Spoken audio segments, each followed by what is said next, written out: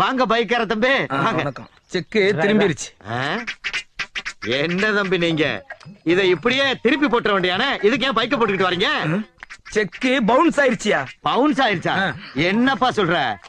எங்க பவுன்ஸ் ஆச்சு? பவுன்ஸ் ஆயிருக்கு ரெஃபர் பண்ணா பேங்க்ல பணம் இல்லாம திரும்பி வந்துருச்சியா? இங்க வர்றா. எவ்வளவு பெரிய பேங்க்ல பணம் இல்லையாடா? எவ்வளவு கேவலப்படுத்துறாங்க பாரு, எவ்வளவு அசிங்கப்படுத்துறாங்க. அப்ப நீங்க பேங்க் காரங்கிட்ட தான் கேட்கணும். யோ, பேங்க்ல பணம் இருக்குது, உன் அக்கவுண்ட்ல காசு இல்லையா? யார பாத்தியா அக்கவுண்ட் பேசிக்கிட்டு இருக்க? டேய், அரிசி கடையில அக்கவுண்ட் இருக்காடா? இல்லனே.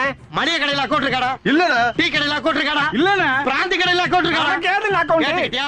ஒரு டீ வாங்கினா கூட நாங்க கேஷ் கொடுத்து தான் வாங்குவோம். இப்படி இருக்கும்போது பேங்க்ல அக்கவுண்ட் வைக்கிற அளவுக்கு எங்க குடும்பம் என்ன கேவலப்பட்டு போயாடா எனக்கு? அதானே. அப்புறம் எப்படியா செக் கொடுத்த? நல்ல கதையா இருக்க. நீ தானே கேட்ட. பேங்க்ல அக்கவுண்ட் இல்லாம உனக்கு எப்படி செக் புக் வந்துச்சுங்கற? அது சிவகாசில பிரிண்ட் ஆகி செண்பகா லாரி சர்வீஸ் வழியா வருது. அதை எடுத்து உனக்கிட்ட கொடுத்தேன். வேற என்ன சொல்லு, அடுத்த மாசம் செக் இப்பவே கொடுத்துறேன். கள்ள செக்கா? கள்ள செக்கோ நல்ல செக்கோ செக் கொடுத்தோம்ல. இப்ப நாங்க செக் வப்போம் இல்ல. எப்படி வைப்பீங்க? கள்ள செக் அடிச்ச குற்றத்துக்காக, கவர்மெண்ட ஏமாத்துனதுக்காக உன்னை கோர்ட்டு படிக்கட்ட ஏத்தி உன்னையும் உன்னை சுத்தி இருக்கிற தடிவெட்டு பசங்களையும் நடு ரோட்ல நிப்பாட்டல. நான் கலெக்ஷன் கந்தா இல்லடா. டேய், நீ இந்த படிக்கட்டை விட்டு கீழே இறங்கி போனா தானடா நான் கோர்ட்டு படிக்கட்டு ஏறுவேன். டேய், மத்த நேரம்ல அறுவாள் எடுக்கிறேன் இப்ப எடுத்து வெட்டுறா. போயிட்டாடா, என்னைய தேய்க்க. சரி.